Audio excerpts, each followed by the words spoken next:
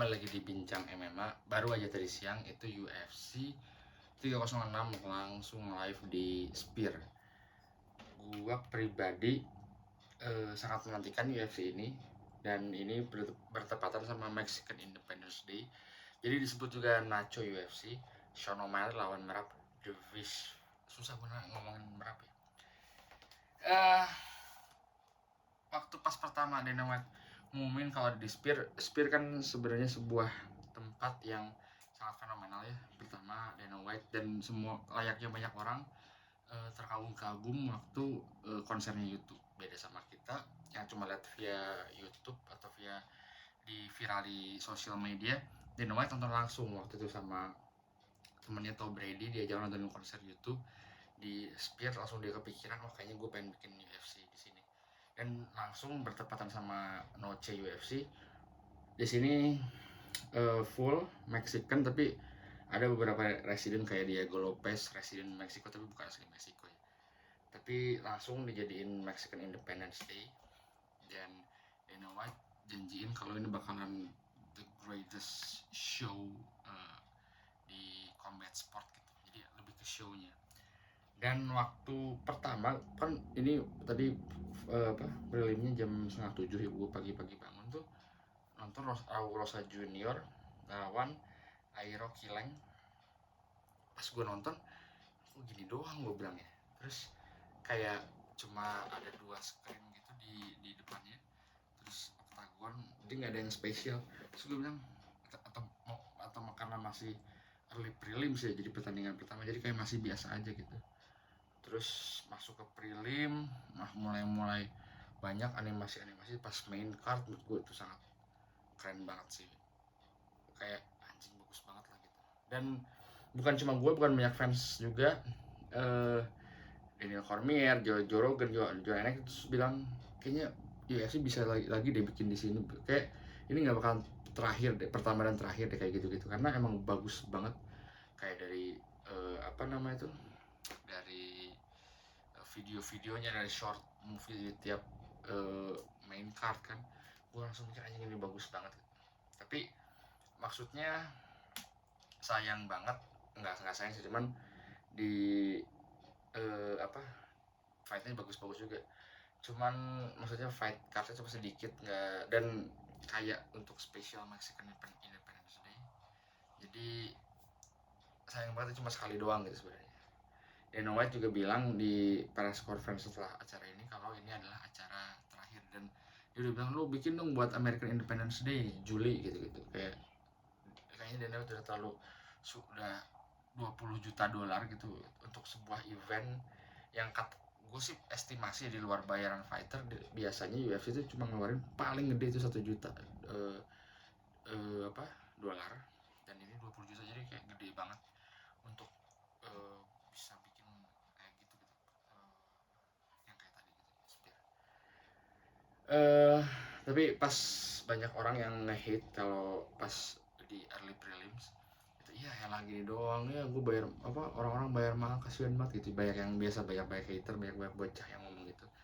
Tapi lama kelamaan emang jadi bagus banget menurut gue. Jadi gue juga sebenarnya nggak kepikiran ini kayak bakalan kayak gimana ya gitu. Tapi ini visinya Dana White dan visinya UFC bisa membuat jadi kayak gitu, karena kalau YouTube kan ada di tengahnya kan. Terus kalau kita nonton konser bisa lah di backgroundnya tuh jadi apapun.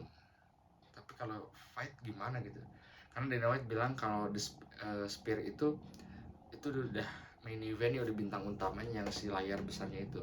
Sementara kalau di UFC lu udah punya Sphere dan lu harus bisa ngebuat si fightnya juga jadi main event gitu, dan terbukti menurut gua sangat bagus banget sih. Gue kebayang kalau gue jadi pengen kesana, tapi mungkin mudah-mudahan ada UFC lagi sana. Tapi jadi pengen banget gue ngerasain feel-nya di sana, ngelihat layar yang besar, ngelihat fighter juga yang anjing bagus banget lah yang tadi gue lihat. Gue jadi pengen banget kesana. Anyway, bahas fight card-nya menurut gue cukup oke, dan banyak fight yang nggak boring cuma beberapa kali. Langsung aja ke Raul Rosa Junior menang, Norman Dumont menang. Nah ini Norman Dumont sama Irene Aldana kerobek kan sini rumor tuh bantamweight, dan di bantamweight ini gue tapi karena kehilangan Amanda Nunes, jadi kayak belum yang prominent gitu, sebagai champion, karena Raquel Pennington sama Julia Pena nanti di UFC 307 308. Gue nggak tahu mereka fightnya kayak gimana, cuman semenjak kehilangan Amanda Nunes kayak bantamweight ini tuh kayak ya biasa gitu, karena bantamweight itu kan dulu terkenalnya Ronda Rousey, terus Amanda Nunes, Chris Cyborg, sekarang mungkin Kyle Harrison bisa menyelamatkan ya, tapi kita lihat aja nanti. Tapi Norman Dumont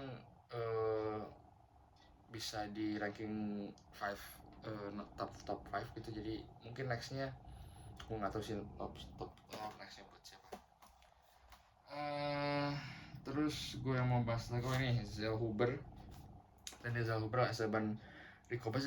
Sebenarnya pas di main cardnya 2 pertandingan awal tuh bagus-bagus banget. Ronaldo Rodriguez lawan Ode Osborne tuh menurut gue fightnya juga bagus banget. Gue kira tuh bakal jadi fight of the night, yang pokoknya speed karena flyweight ya, terus langsung masuk lightweight Esteban Ricobes sama Daniel Huber. Itu fightnya bagus banget sampai di award fight of the night, dan menurut gue karena di itu pertama Huber menang. Menurut gue tuh emang ini fight ini mirip kayak Dan Hooker sama Jalen Turner selevel itu.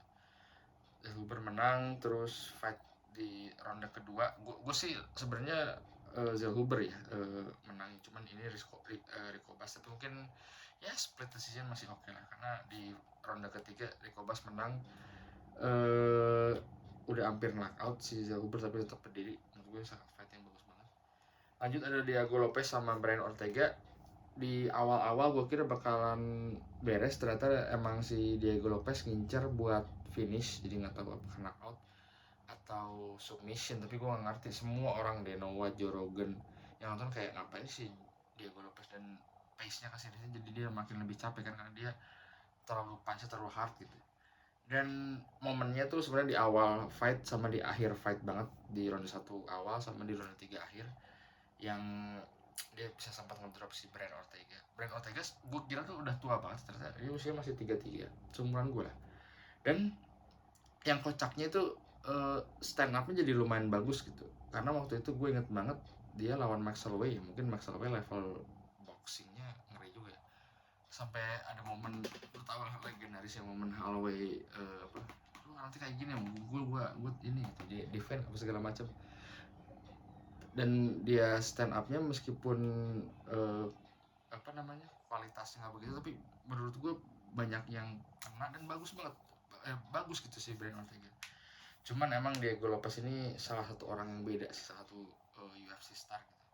Dia fight itu di UFC 51. Dia debut sebenarnya dia pernah ikut Dana White Contender Series dari 2021, cuma kalah decision. Terus dia short notice lawan Movsar Evlov itu Mei 2023, langsung dia fight udah 6 fight dan di ranking 3 sekarang. Sementara Movsar itu masih ranking 6 di featherweight, dan gue yakin si Lopez ini pasti bakalan juara 3 sih di ranking ini kan dulu lawan Ortega. Dan ada bingungnya juga di featherweight, karena featherweight ini gila. Itunya orangnya ngeri-ngeri semua. Kita ada yang mau fight tuh Ilia Topuria sama Max Holloway. Belum kita ngomong soal Alex Volk. Belum ada Diego Lopez, belum ada Brian Ortega, menurut gue masih bisa namanya masih top. Yair Rodriguez, Josh Emmett, terus Bryce Mitchell, terus Movsar, Aljamain Sterling. Banyak banget di featherweight division. Jadi menurut gue divisi yang sangat stack, dan dia juga di ini udah ngalahin IG, Sodik Yusuf, Ortega menurut gua. Tapi menurut gua nextnya itu yang paling cocok untuk lawan ini sih, gue sih lebih pengen sebenarnya Lopez lawan Holloway sih sebenarnya. Kalau Lopez Topuria, gue sih nggak berharap, gue nggak tahu sih ya, tapi apakah Holloway bisa ngalahin Topuria gue nggak tahu. Tapi kalau skenario paling bagus adalah Lopez lawan yang kalah dari Topuria dan Holloway sih. Jadi kalau yang menang Topuria ya Lopez lawan Holloway, kalau yang menang Holloway Lopez lawan Topuria. Jadi dan dari situ biar dia lebih kelihatan karena dia lawan Sodiq Yusuf, IG, Brian Ortega tuh udah high level, tapi si gatekeeper menuju ke championship fight nih harus benar-benar dites kayak di DP ke ngalahin Robert Whittaker, benar-benar kelihatan kan itunya. Terus di co-main event ada Alex Grasso lawan Valentina Shevchenko. Gak banyak fighter yang gue dari dulu lihat Valentina Shevchenko bagus banget kan, emang sebutannya bullet, dia emang bagus banget. Cuma di beberapa tahun ini gue inget banget di Singapura dia lawan Talia Santos emang rada kurs, jadi kayak dia di grapple tuh sama Talia Santos. Jadi menurut gue sih si Shevchenko kalah ya, tapi nggak tahu scorecardnya malah ke dia menang gitu. Setelah itu kan dia lawan Grasso dan dia kalah gitu di ronde 4 submission, dan fight berikutnya draw. Pas gue mikir kayaknya Valentina Shevchenko udah beres ini sebagai udah out of date gitu. Tapi ternyata pas fight tadi masih bagus banget dia, dan kayak kelihatan banget Alex Grasso, tapi gue nggak bisa bilang kelihatan banget levelnya beda ya, cuman beberapa kali Alex Grasso mau submit si Valentina Shevchenko, cuma Valentina Shevchenko udah level tuh bagus banget gitu. Gue ngerti nextnya buat Valentina Alex Grasso gimana, gue nggak yakin dia dapat title shot berikutnya, tapi kayaknya emang divisi ini harus tetap jalan. Gue sih lebih pengen Valentina Shevchenko lawan Manon Fiorot dan Erin Blanchfield, salah satu favorit gue. Mungkin Erin Blanchfield lawan Alex Grasso bakal seru di nextnya. Dan main eventnya ada Merab lawan Sean O'Malley. Ini gue dari dulu udah mikir Merab bakal menang. Nggak tahu kenapa tiba-tiba hari apa ya, hari Rabu malam atau Kamis malam tuh gue tiba-tiba mimpi ketemu Sean O'Malley. Mimpinya random banget. Terus gue ngobrol-ngobrol, terus gue nanya, gue nggak tau di mimpi gue pakai bahasa Indonesia apa pakai bahasa Inggris. Terus gue nanya, lu mau nggak beli rumah di Los Angeles, gue bilang. Terus dia bilang Las Vegas. Jadi gue lagi ngumpulin biar bisa beli rumah di Las Vegas katanya. Terus udah gitu atau apa absurd. Terus gue bangun aja, ini kenapa gue mimpin Sean O'Malley, aneh kan. Terus gue bilang apa ini pertanda dia bakal tetap menang gitu, karena gue mikir gue nggak tahu siapa yang menang, cuman Merab itu level wrestlingnya tinggi banget, high level wrestler. Dan juga Sean O'Malley gue kira dia bisa defend takedown sangat bagus gitu dari Peter Yan, dari Aljo.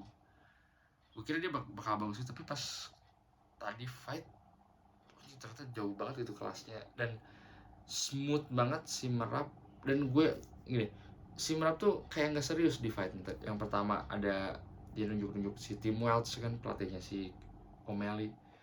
Udah terus dia yang nyium punggungnya si O'Malley gitu, grapple gitu sampai dipukul. Terus gue bilang anjing, ini orang kayaknya bakal kalah karena dia nggak fokus gitu. Ternyata dia fokus aja, kardionya bagus, skillnya bagus. Jadi gue bilang anjing, ini orang gila banget.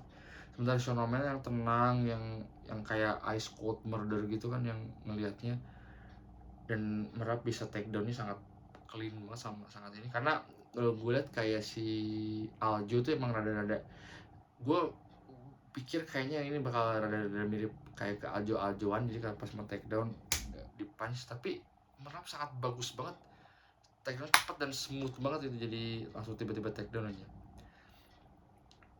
Gue sih rasa emang nextnya gue setuju sama Joe Rogan sama DC, nextnya nih Merab lawan Umar Nurmagomedov. Dan kita lihat dua-duanya wrestler, dua-duanya sangat bagus di striking.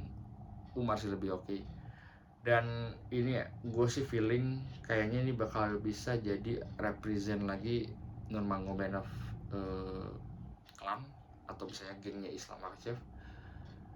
Kalau misalnya mungkin fightnya gue sih curiga mikir kayaknya di Februari di Arab, atau di Jeddah atau di Riyadh, karena kan UFC kabarnya Februari mau ada acara di sana kan. pay per view gue rasa itu bakal bisa banget, karena untuk Abu Dhabi udah ada Holloway sama Topuria, jadi mungkin terlalu short.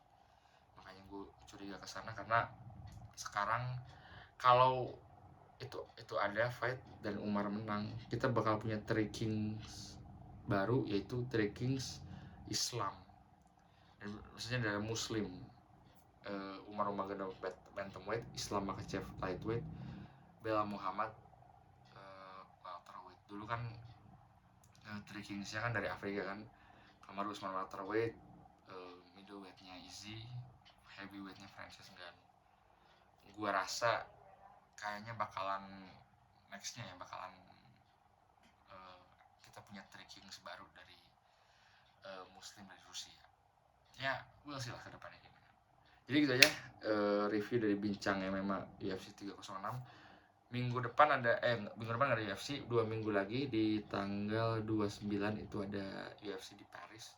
Main eventnya Renato Moicano lawan Benoit Saint-Denis. Minggu depannya lagi baru seru banget UFC 307 Alex Pereira lawan Khalil Rountree.